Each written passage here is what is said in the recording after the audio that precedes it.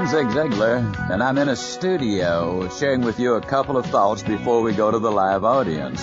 To begin with, this program is literally for everyone, whether you're a mechanic or a physician, whether you're a college professor or a kindergarten student. The information is something that you will benefit from.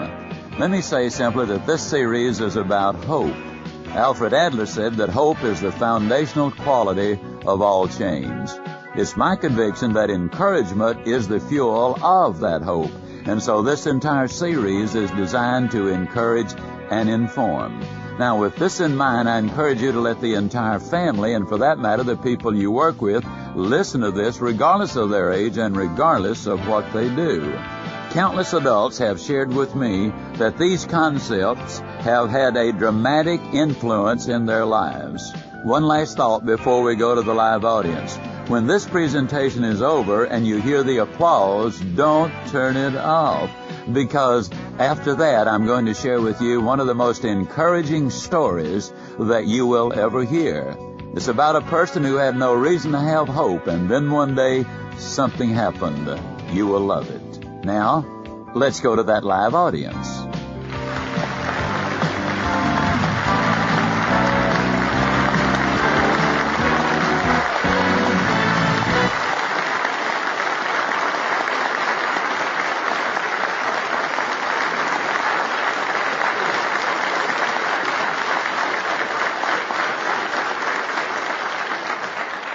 In the first 77 seconds of this presentation, I will give you an idea which you will agree is absolutely significant. In the first 12 minutes, I will give you 4 concepts that, if you will apply them, will make a difference in your life. As I present them to you, you're going to be thinking to yourself, I like that, I'm going to remember it.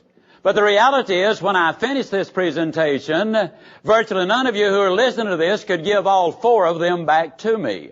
And that's the reason we will encourage you to listen over and over and over, because repetition is the mother of learning. That makes it the father of action. That means it's the architect of accomplishment. Now, let's start with this. How many of you have ever either heard me before, or else this will be your first time? Could I see your hands, please? All right. Now, the second question is kind of tricky, so stay with me.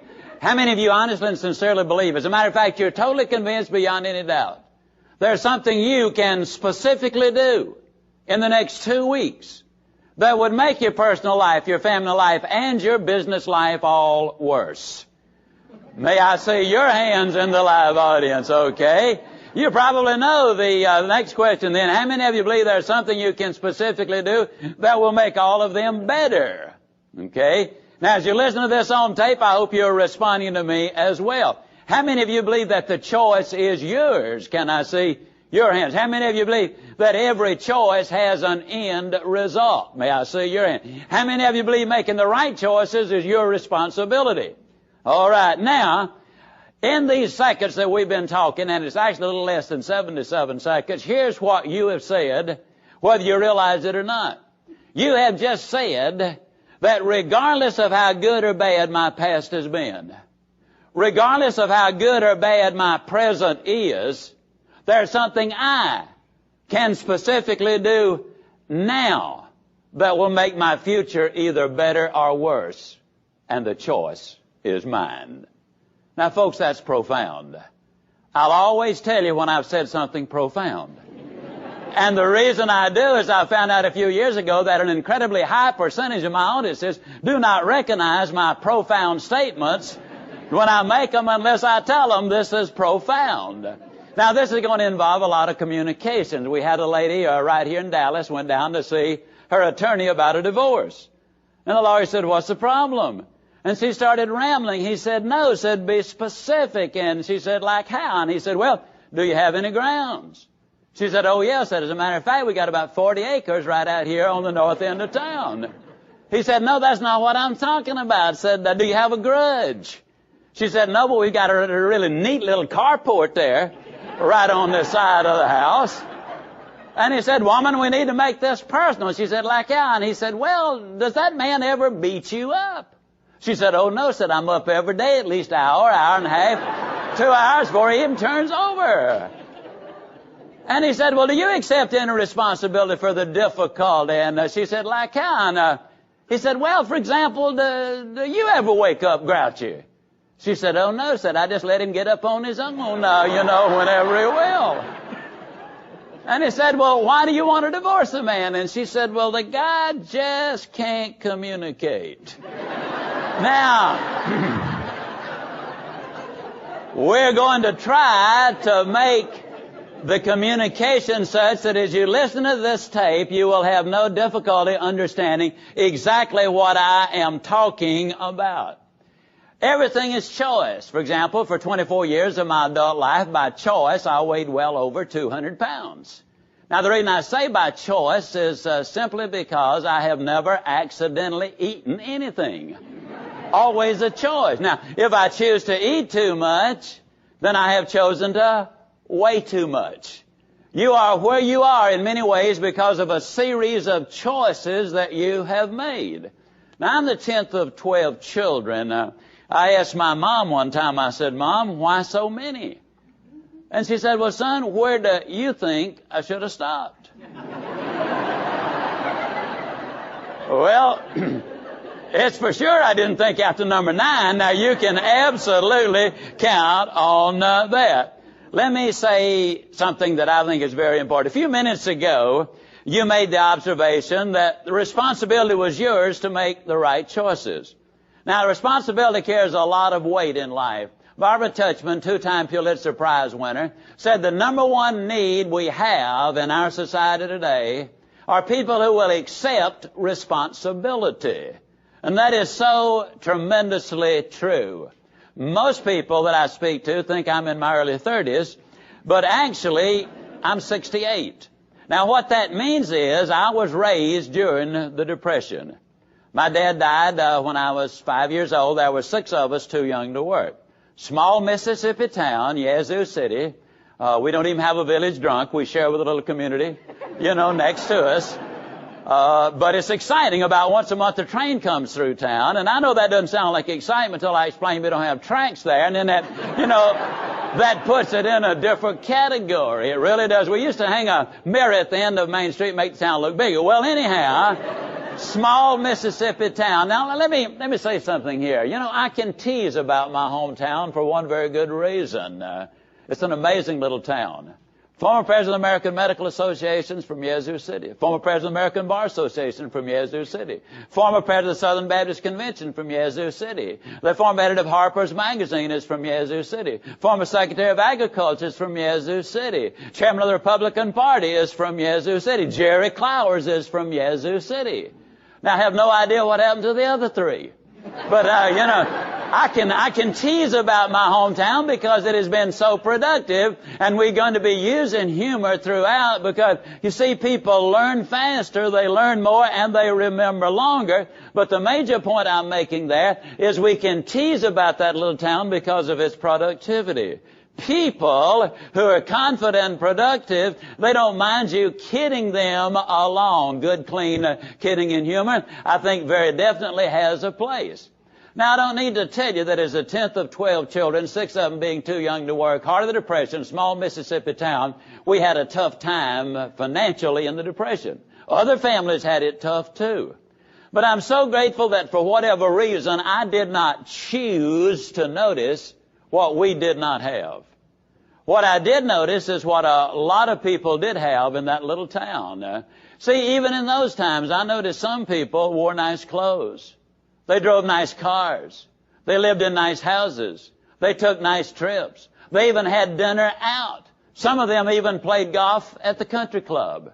You know what I've noticed in every decade of my life since, and this is the message I really want you to get right here. I've noticed that regardless of the economy, there are some people who don't pay any attention at all to it. As you well know, the media has accurately predicted 27 of the last 2 recessions.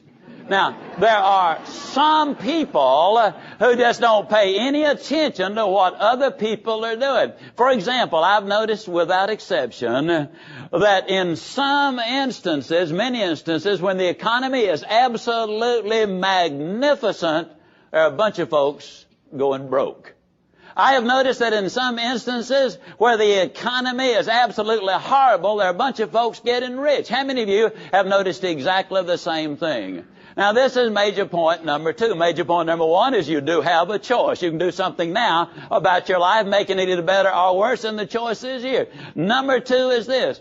It is not what is going on out there. You see, a lot of that you cannot change. There's nothing you can do about Bosnia at this moment personally. There is something you can do about you and your future, and that's what I want to be talking about. It's not what happens out there that makes a difference in your life. It's what goes on between your own 2 ears. Now, that's what makes the difference.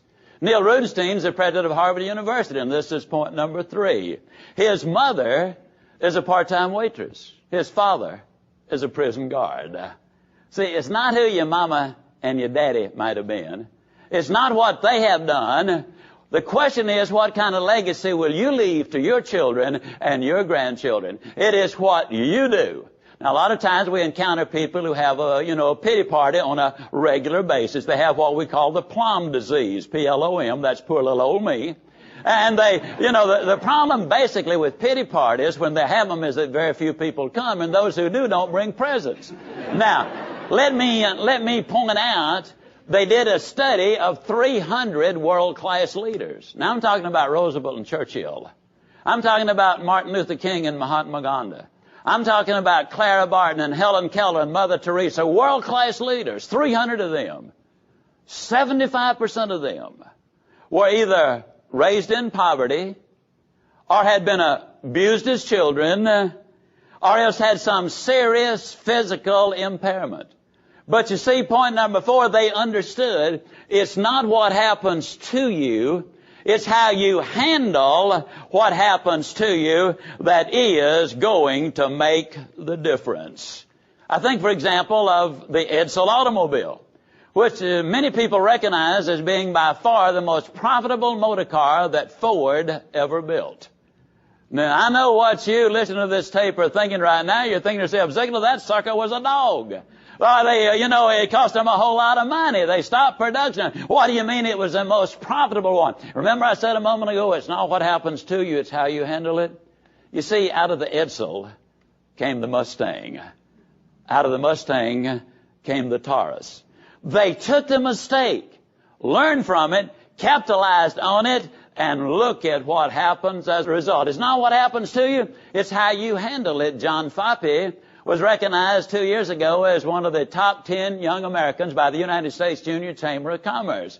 I met John when he was speaking for the Department of Defense up in Colorado Springs. He had admirals and generals, CEOs of the Fortune 500 companies in front of him, 19-year-old young man, and he spoke with confidence and clarity and conviction and power. John had graduated from college 3.5 years, cum laude, working his way partially through.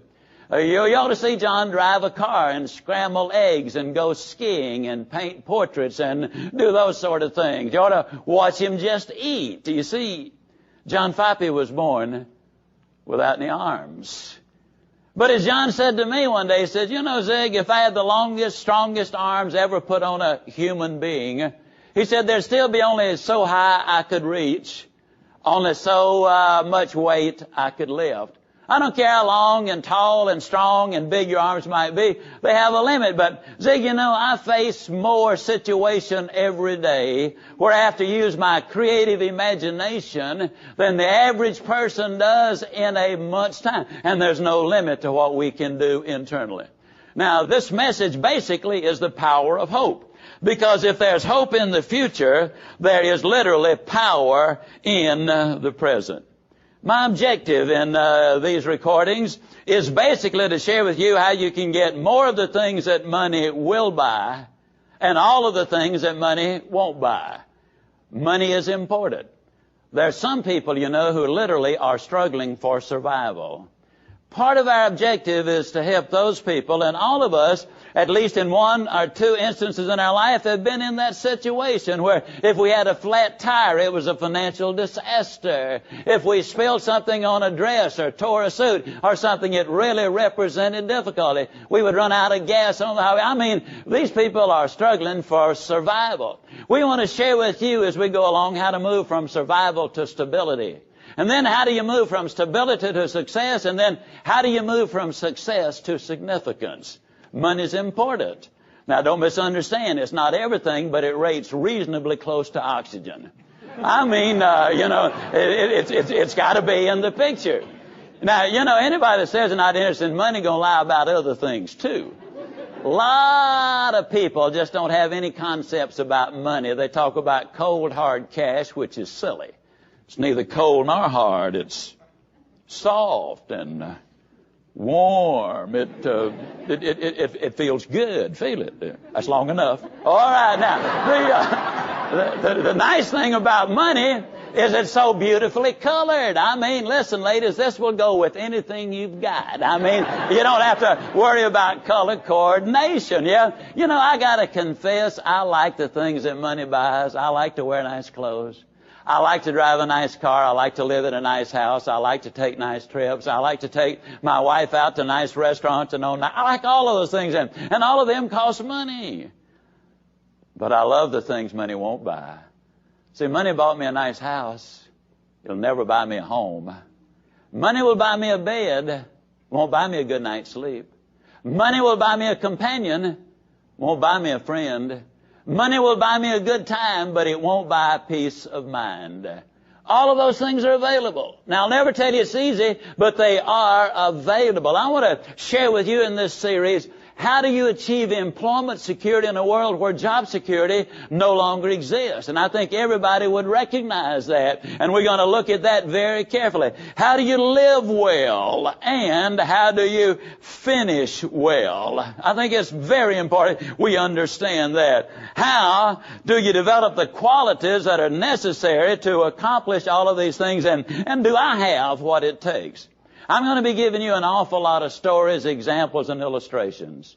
The Center for Creative Research out of Greensboro, North Carolina, said that the parable, the story, the example, is the best way to teach, particularly if you are teaching values. It seems that a couple of thousand years ago, somebody else used the parable quite effectively in teaching the truths that really do make a difference.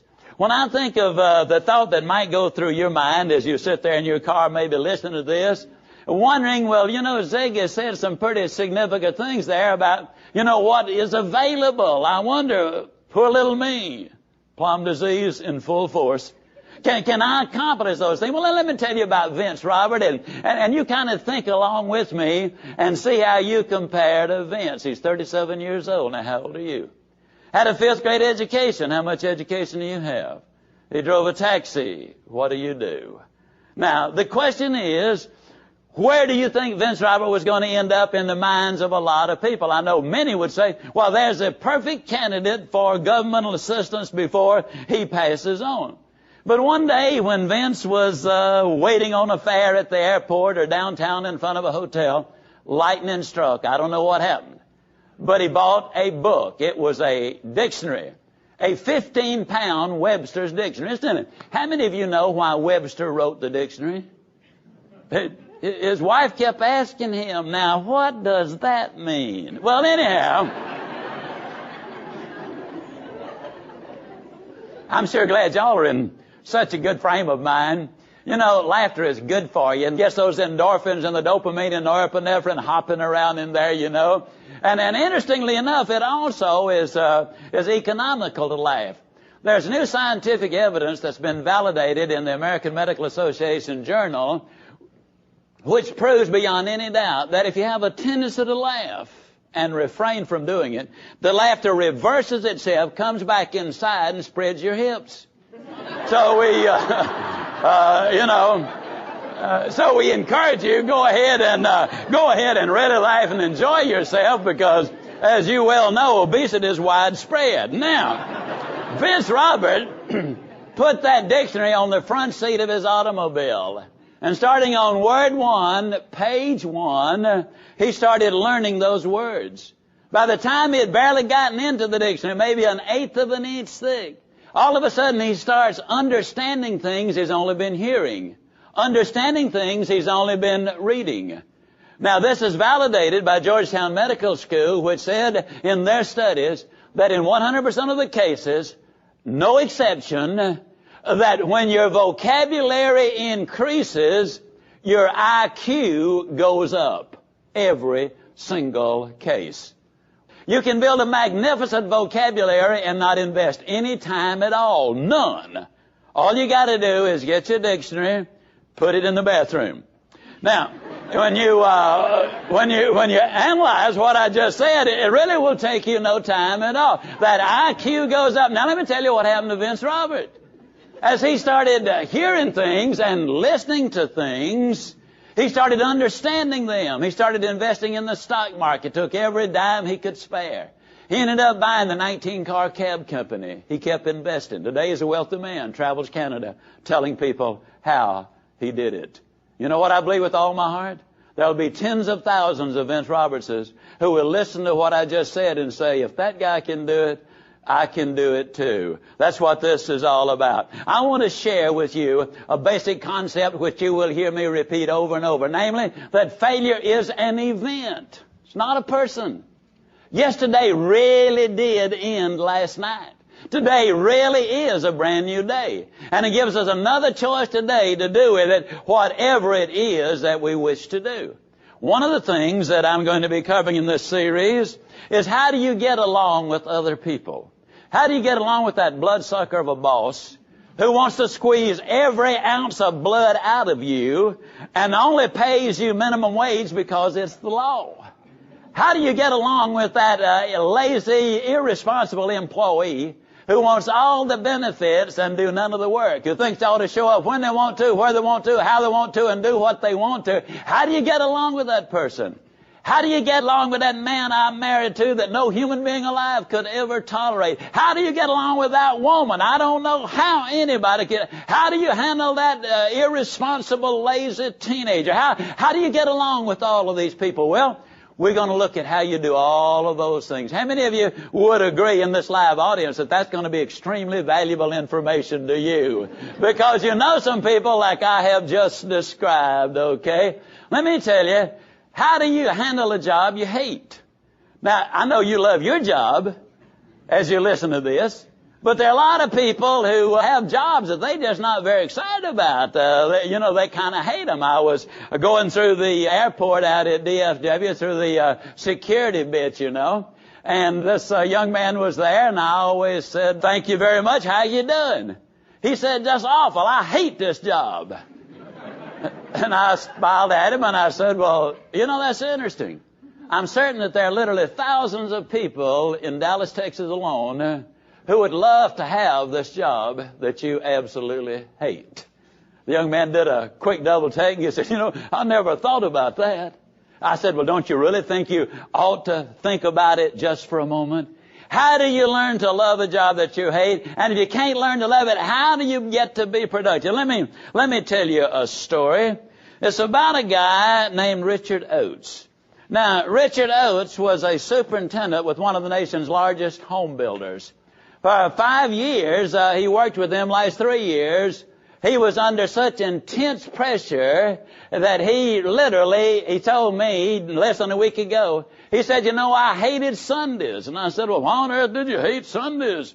He said, "Because Sunday was the last day before I would have to get back in the rat race." And he said, "I was under so much pressure, I was stressed out to an incredible degree."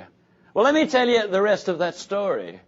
In the 5 years he was there, he only missed 4 days because of illness. In the last 3 years he was there, he was never late a single time, regardless of the weather, regardless of how he felt, regardless of what the car trouble was. He always did not use the complete vacation time.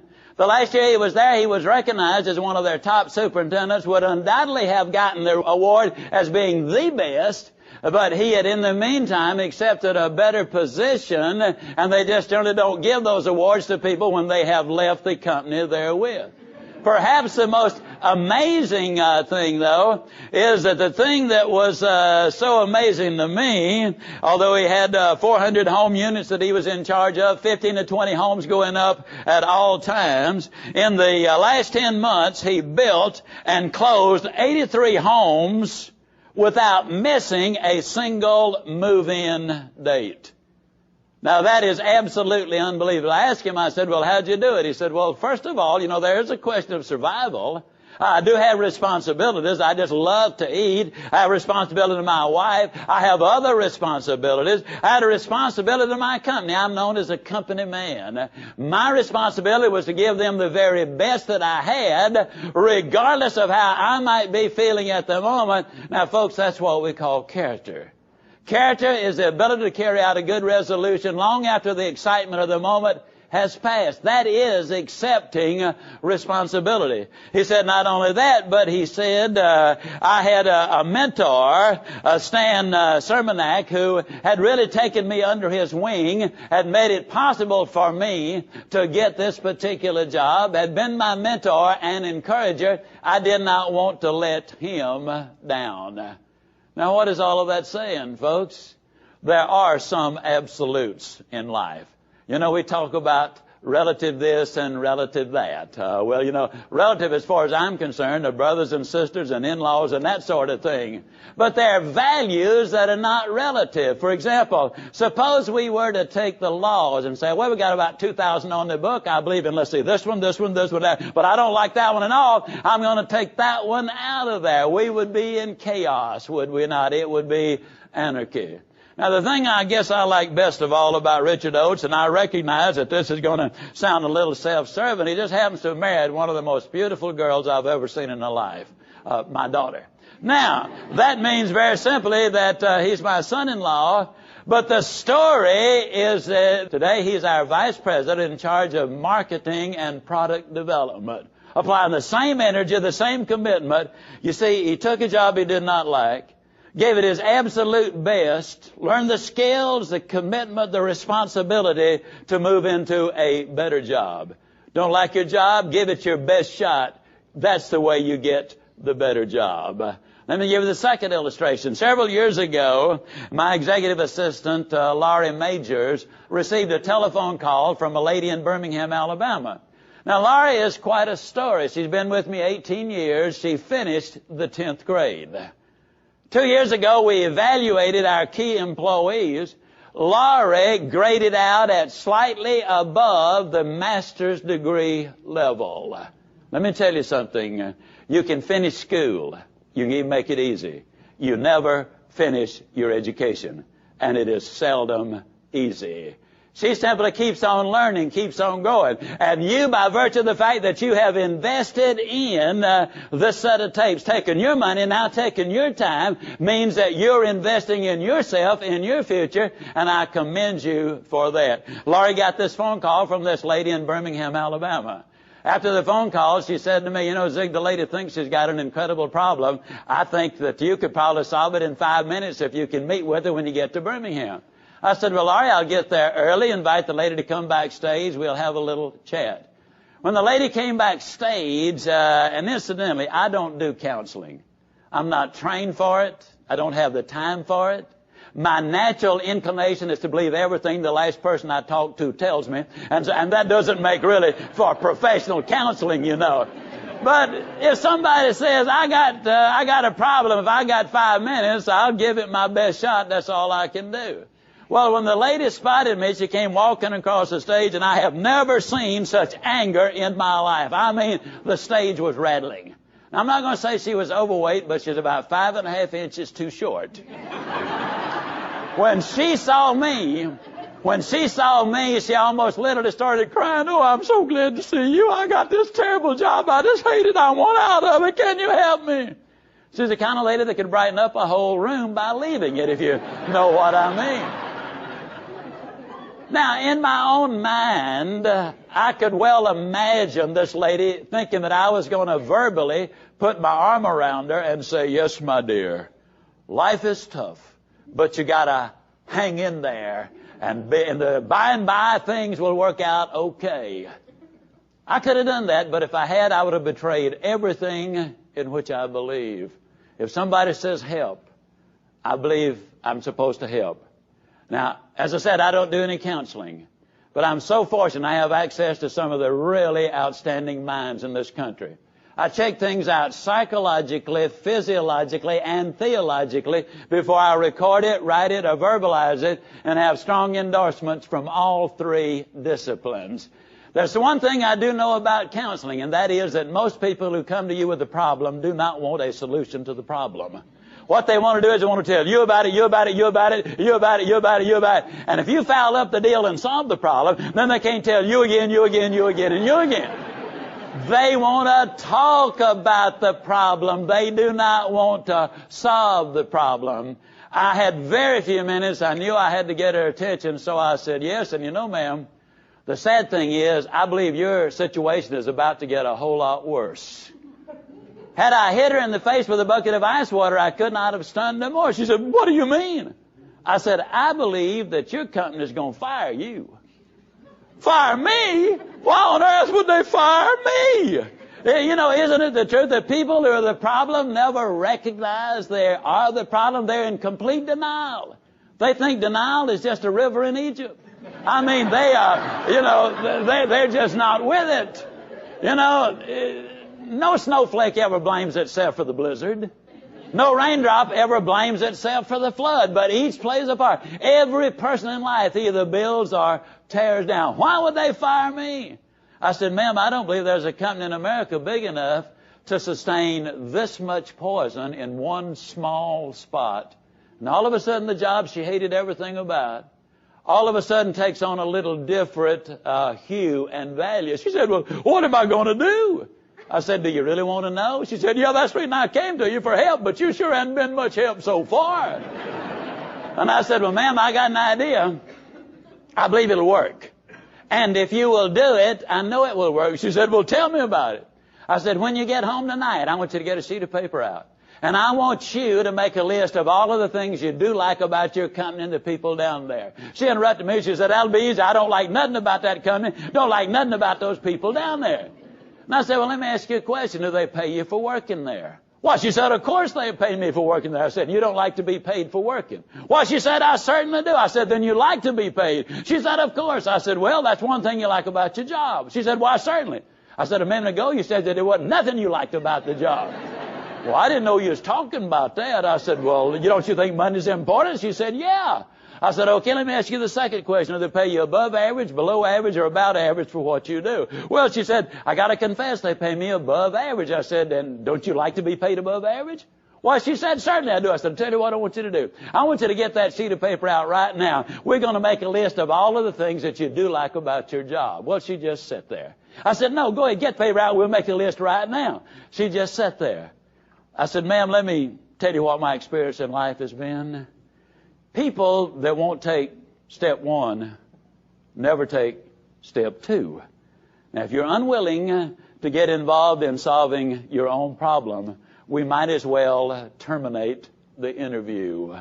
See, I can't solve your problem as you listen to this. I can give you some ideas, some information that will put you in better position to solve it. But I cannot solve your problem, nor can anyone else. We can give you ideas and information, but ultimately the solution has got to be there. She didn't want any part of having to solve her own problem, so that's the reason I did that. I said, you got your notebook in your hand, open it up, let's take some notes.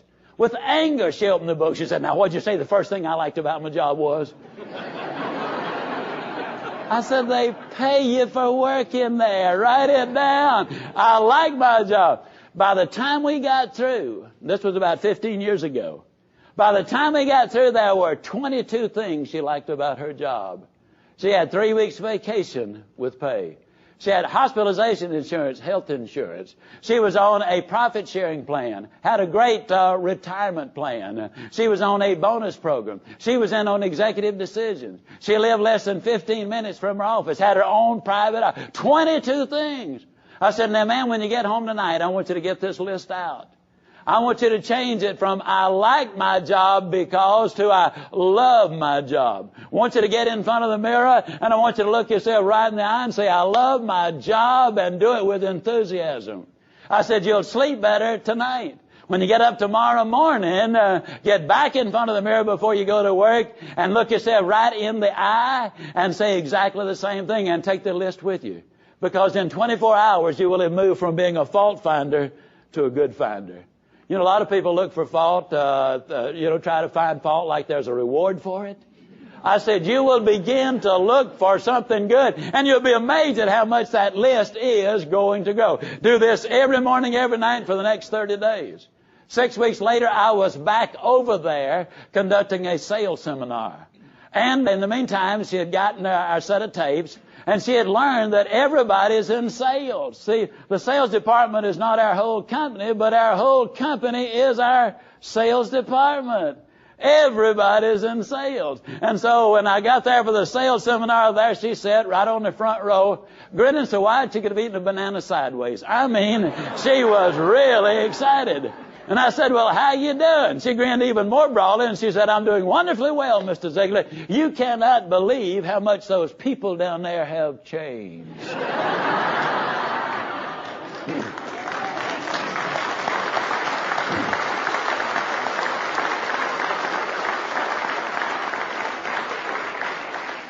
So basically, how do you change all those people I'm talking about? You don't. You change you. And when you change you, that's when your world begins to change. See, God said to build a better world, and I said, how? It's such a cold and lonely place, and I'm so small and useless, there's nothing I can do. But God, in all His wisdom, said, just build a better you. That's what this is about, building a better you. Because you see, you got to be before you can do. You got to do before you can have. You got such a wide range of choices, and we're filled with them. Read a story of some twins, two twins. One of them was an alcoholic. One of them was enormously successful. Their father was an alcoholic. In separate interviews, they asked the alcoholic twin, how did it happen that you became an alcoholic? He said, I had no choice. You see, my father was an alcoholic. They asked a very successful young man, how'd you do it? He said, I had no choice. You see, my father was an alcoholic. I didn't want to be like him. The choice, you see, is ours. And we go through life with that. Now, as you can tell, as I said earlier, I do tell a lot of stories. I'm going to share a lot of philosophy with you. Philosophy simply means the love of wisdom. One of the things that you will hear me say over and over is that you can have everything in life you want if you'll just help enough other people get what they want. I'll be quoting an awful lot of people. I'll be quoting Fred Smith. I'll be quoting John Maxwell, John Johnson, Mary Kay, Mary Crowley, Solomon, Lincoln, Confucius, Emerson, St. Augustine, Christ, Helen Keller, Mother Teresa, Dr. Forrest Tunnett, Rabbi Daniel Lapin, Martin Luther King, George Washington Carver. I'll be quoting Mahatma Gandhi and many, many others. I try to give credit when somebody gives me information. I do that for 3 reasons. Number 1, it is the right thing to do. Number 2, it indicates I've done my research. Number 3, if it's wrong, I can always say, that fella ought to have known better than that, okay? Now, let me say to you without any fear of error that you were born to win. But in order to be the winner that you were born to be, you got to plan to win, you got to prepare to win, and then and only then can you legitimately expect to win. Let me also tell you something else. Most of you in this live audience honestly and sincerely believe that my overhead is fairly well fouled up. Now, am I right on that, please, all right? Let me point out that really it is not fouled up. It is simply a little out of focus. Does that make it better? You see, focus makes a lot of difference. Focus simply means that you're in the same place physically and emotionally. Dr. Lewis Terman in 1920 at Stanford University started a study on 1,440 gifted youngsters. When he retired, another professor was assigned to them. They followed them to the end of their life. Many of them were extremely successful, brilliant young men and women. Many of them had gone on to great success. Not a single one attributed their IQ to their success. What they attributed to their success was their ability to focus on the issue at hand. You see, a lot of people, when they're working on the job, they're thinking about other things. They're thinking about the family. When they're with the family, they're thinking about the job. And they're not doing either job very effectively. You really need to be able to focus on what's going on. Now, let me simply say this. You were born to win, but you got to plan, you got to prepare, and you got to expect to win. Bobby Knight, who's won 3 national championships at basketball at Indiana University, says that the will to win is nothing without the will to prepare to win. In the National Football League, and I'm not a football expert, authority, the only thing I know about football, and know that I know, is that when the official calls a foul on the Cowboys, he is wrong. That's the only thing I really know about the game. But I do know one other thing about it, and that is this. In the last 2 minutes of the half, and in the last 2 minutes of the game, they score 20% of all of the points that are scored during the entire 60 minutes. In 4 minutes, they score 20% of all of the points in the entire 60 minutes. And the reason they do is they have the 2-minute offense. Into the first half, into the second half is when they do the score. And they plan to score. They prepare to score. And consequently, they expect to score. Then incredibly enough, the defense cooperates with them to help them score. Now, I know, as you sit there in your car or whatever you're doing, listen to this, you're thinking, now, Ziglar, that's crazy, man. Why, the defense all week long, they practice that defense. They have what they call their prevent defense. They take the linebackers out. They send in their nickel backs. They put in their 2 best pass rushers. They get in a bend but don't break mode. They call it their prevent defense. Well, let me ask you a question. If they score 3 times as fast against the prevent defense as they do the regular defense, is it prevent or permit? What do you think? Now, let me kind of get us together and think, because you see, a few thousand years ago, a fellow named Job said something that's profound. He said, that which I feared greatly has come to pass. They're afraid they're going to score, and that fear comes to pass. Now, psychologists will tell you in a New York minute, and for your information, that's 32 seconds. They will tell you in a New York minute that you move to the strongest impression in your mind. And if you're afraid they're going to score on you, then the chances go up that, yes, they will score on you. Did you know that if an arresting police officer keeps the light flashing when he pulls a motorist aside, that the odds are 7 times as great that he will be run into by a passing motorist? That's right. They call it the moth attraction. The field goal kicker who says, oh, I'll miss it, we'll lose the game, is much more likely to miss it than is the one who says, I'll split the uprights, we'll win the game. The worst possible thing a parent can say to a child who wants to help with the dishes is, okay, but be careful. This is our best china. Don't break it. If they'd sat up all night praying, Lord, what can I tell this kid to help him break the dishes? They couldn't have done a better job in doing it. The sales manager who sends a salesperson out and said, now this is our number 1 account. Don't foul it up. Couldn't have given them worse instruction. I'm sending you out because I have complete confidence that you're the one person I can depend on to handle this in the very best possible way. Let me give you a specific example.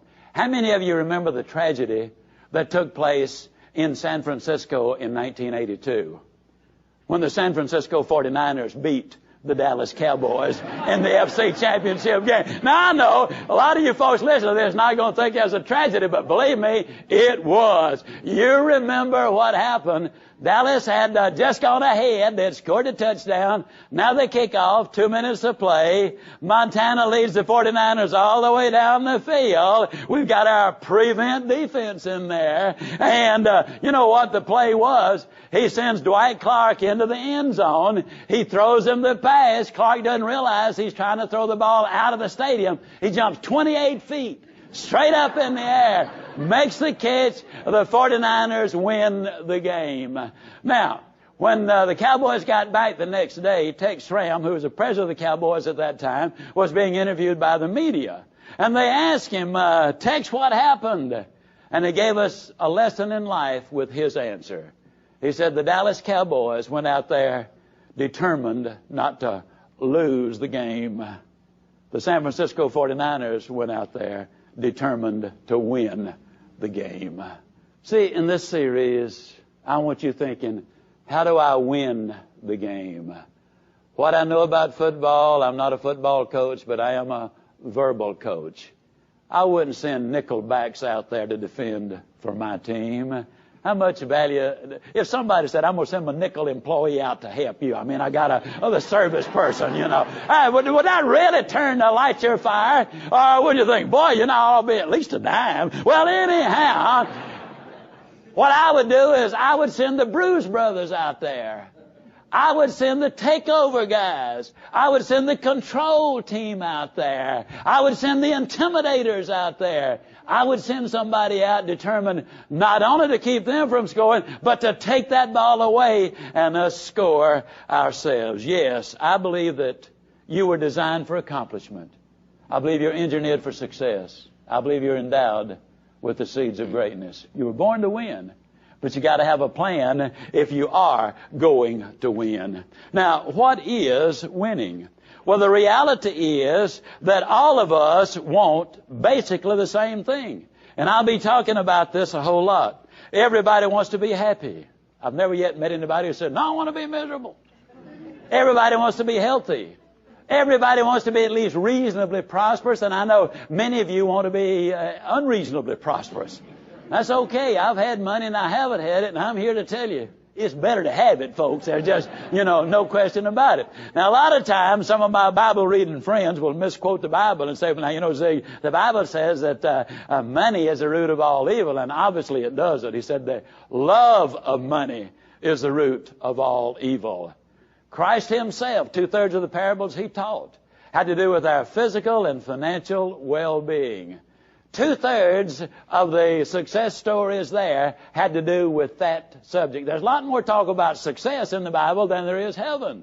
Good Samaritan never could have put that old boy up at the inn after he'd been mugged if he hadn't had some money to do it with. Now, all of that said, yes, everybody, is interested in money. Everybody wants to be secure. They want to have friends, peace of mind. They want to have good family relationships, and they want to have hope that the future is going to be even better. Now, I'd like for you to kind of go with me on this. What part does hope play in all of this? I believe it's the basis of everything. You see, John Maxwell says if there's hope in the future, there's power in the present. Answer these questions as you listen to this tape. How happy can you be if you had no hope? How healthy would you be if you had no hope? How prosperous could you be if you had no hope? How secure are you with no hope? How many friends would you be able to accumulate if you're the kind of person who's just always moping and groping and griping and complaining, How much peace of mind is there, and how would your family relationships be? I think hope is the key to an awful lot of things. Let me emphasize a point. I will never tell you that acquiring these things is going to be easy. I know that life is tough. But I also know that when you're tough on yourself, that life can be tremendously rewarding to you. When you discipline yourself to do the things you need to do, when you need to do them, the day's going to come you can do the things you want to do when you want to do them. But my friends, the road to the top goes through lots of valleys. You do not develop champions on a feather bed.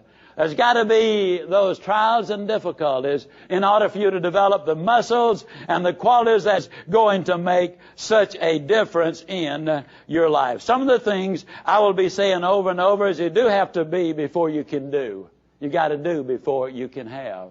Some years ago, I was coming in on a plane, which is generally the way I fly. And I was seated next to an old boy. Couldn't help but notice he had his wedding band on the index finger of his left hand. A little unusual. I commented on it. I said, friend, you got your wedding band on the wrong finger. And he said, yeah, I married the wrong woman. Well, I don't know if he married the wrong woman or not. I'm delighted to be able to say I did not marry the wrong woman. Last November, the redhead and I. Now, when I talk about my wife, at her suggestion, I always call her the redhead. When I'm talking to her, it's Sugar Baby. Her name is Jean. And incidentally, she's been inducted into the MasterCard Hall of Fame. And she is so excited. She made the all-mall team at Prestonwood Shopping Center 8 years in a row. And last year, she was MVP, Most Valuable Purchaser. Now, incidentally, her name is Jean. A lot of times when I'm talking to her, I always call her Sugar Baby. A lot of times people say to me, does your wife know you say all of those things about her? I said, shucks, she helps me write the material. Now, let me point something out. She never gets offended. If she did, I would not say it. But the reason she doesn't get offended is she knows my heart.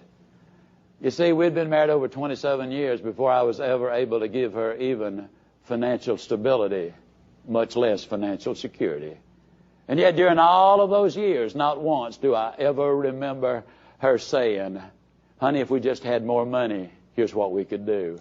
Or if we had more financial stability, here's what we could do.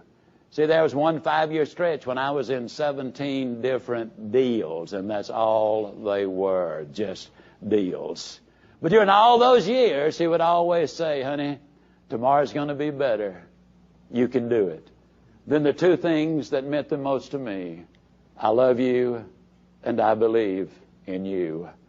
I cannot begin to tell you what it meant to me to have a cheerleader cheering for me every day of my life and praying for me every night of my life. I can tell you without any reservation, no fear of error, that had it not been for her, I would not be talking to you on this recording right now. That encouragement and support meant it all. She knows, and I know about her. First of all, half the money is hers. The only time she goes berserk is when she's shopping for the grandchildren. And had we known grandchildren were going to be so much fun, we certainly would have been nicer to their parents. But anyhow, she knows that I delight in seeing her go shopping because she's very responsible. And it's a delight to be able to have her do that because for so long she could not. No, she does not get the least bit upset about the fact that I tease about that. Last November, as I said, we celebrated our 50th wedding anniversary. Now, we've been married 48 years. But we had heard so much about the 50th, we just decided to, go ahead and celebrate early. And I'm here to tell you that that really is some more celebration. Folks, one of the reasons I believe I'm qualified to make suggestions and make a difference in your life is, you see, I've walked in your shoes. Today I was reminiscing in my own mind and thinking about something. The redhead brought 3 $20 bills downstairs that I had inadvertently left upstairs. And it reminded me when I was a young salesman in Lancaster, South Carolina, when we're having such a struggle. I've had my lights turned off. I've had my telephone disconnected. I had to turn a car back in that I didn't want to turn back in. My first baby was born. The hospital bill was $64. I didn't have $64. I had to get out and make 2 sales in order to get my own baby out of the hospital. And I so vividly remember one day as I was struggling with how do I eat and how do we put gasoline in the car to go make the sales calls. And I was kind of going through some of my drawers there at home, and there was 2 $20 bills and a $10 bill. It looked like all the money in the world. I've been confused many times in my life. I didn't know what I'd be doing tomorrow, much less next week, next month, or 5 years down the path. I don't believe there's anybody who will ever listen to this recording who has ever been as despondent on occasion in those early years and is puzzled and is curious. What do I do? Why can't I make things happen? I've been down that route. And yes, I've hurt as much as anybody here, I believe. On May 13th of 1995, my oldest daughter went home to be with the Lord. I know what it is to feel pain. I've felt your feelings. I've walked in your shoes. I know what does work. I know what does not work. And that's the reason I believe hope is such an important ingredient. John Maxwell put it well, if there's hope in the future, there's power in the present. John Johnson put it this way: it's not the color of your skin. It's not the place of your birth. It's the size of your hope that's going to determine where you're going to go in your life. John Johnson was born in a shotgun house with a tin roof in Arkansas City, Arkansas. For those of you who don't know what a shotgun house is, let me simply tell you, it's a house with a roof on it, and you're so named because you could point a shotgun and fire it through that house and wouldn't hit anything at all because it's just a shell. Today, John lives next door to Bob Hope part of the time. He lives in a high-rise on the Gold Coast overlooking Lake Michigan the rest of the time. He's been a guest in the White House with every president since Eisenhower.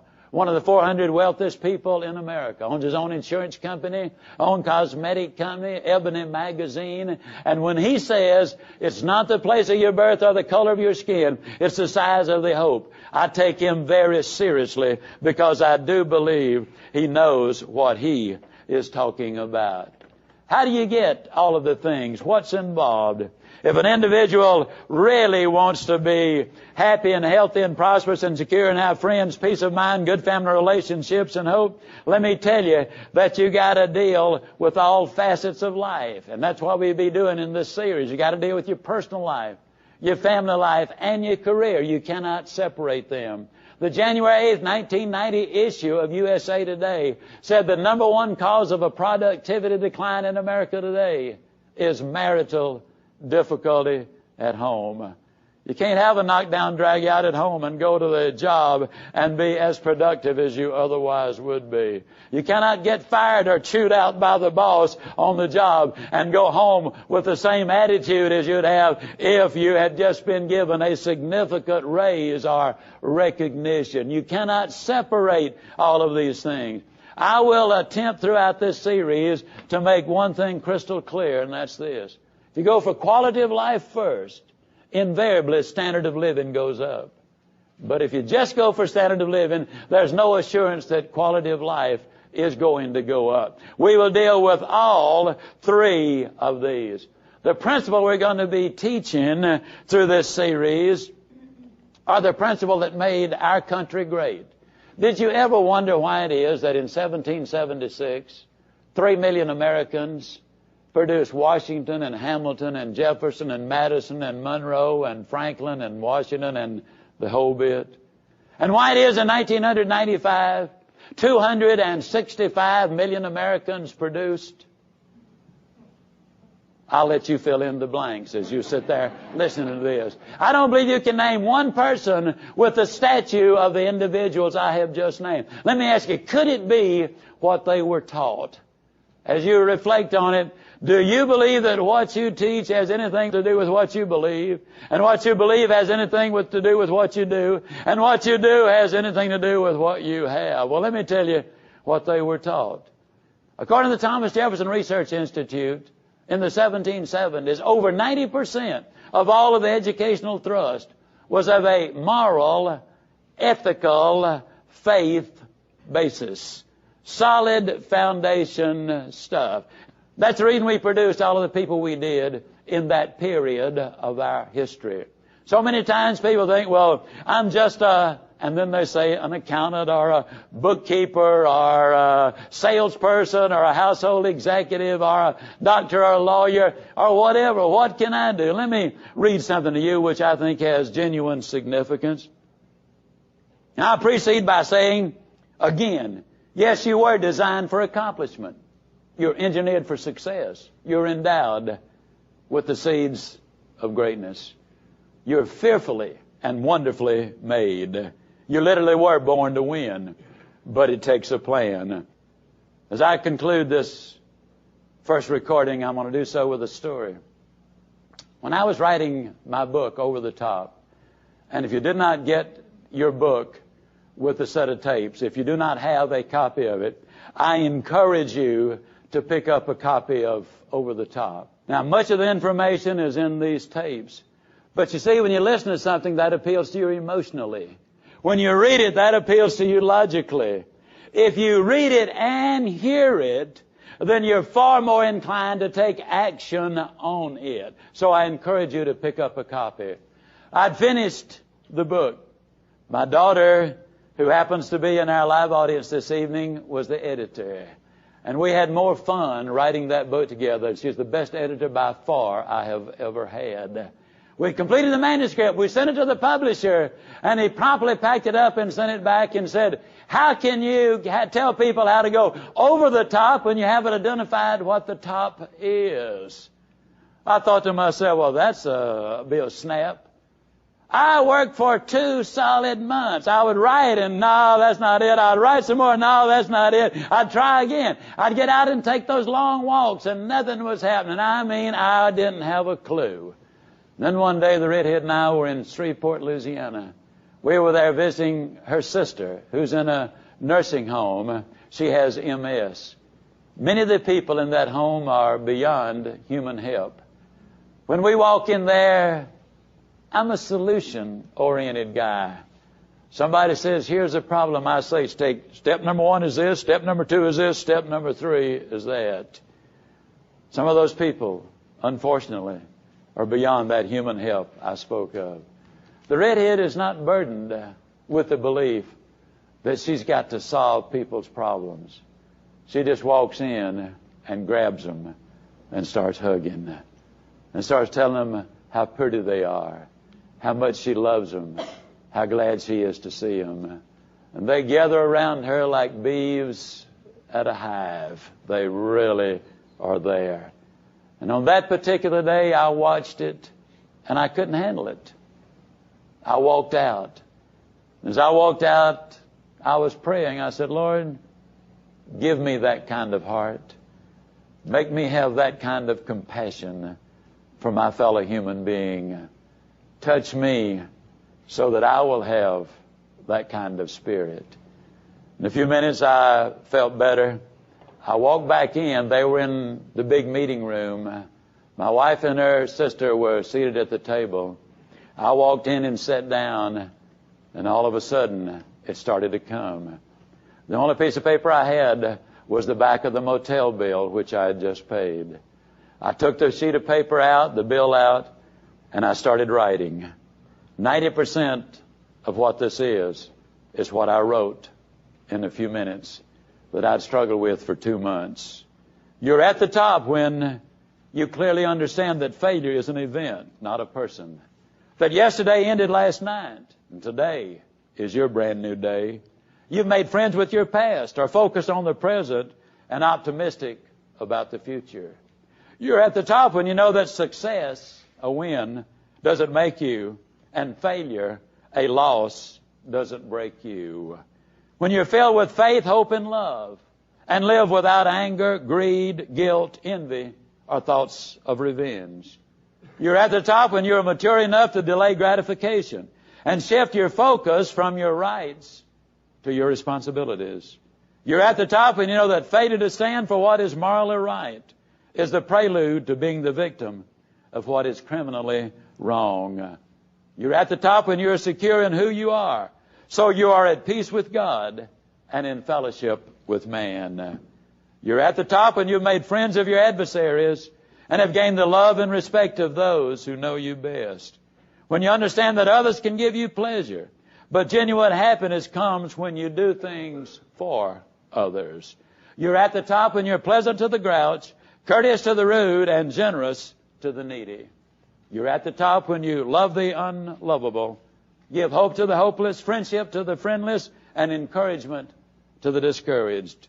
You're at the top when you can look back in forgiveness, forward in hope, down in compassion, and up with gratitude. You're at the top when you know that he who would be the greatest among you must become the servant of all. You're at the top when you recognize, confess, develop, and use your God-given physical, mental, and spiritual abilities to the glory of God and for the benefit of mankind. You're at the top and you stand in front of the Creator of the universe, and He says to you, "Well done, thou good and faithful servant." After I identified the top, I realized what I'd really done. I'd identified the bottom. That's the base.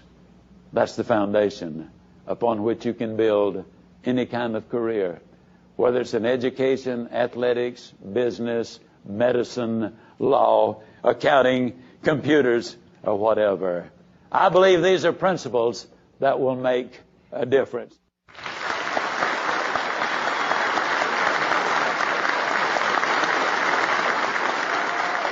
Well, here I am back in the studio. The only thing I'm going to suggest is that because this particular story was recorded in a different environment, the acoustics and the sound will be just a little different.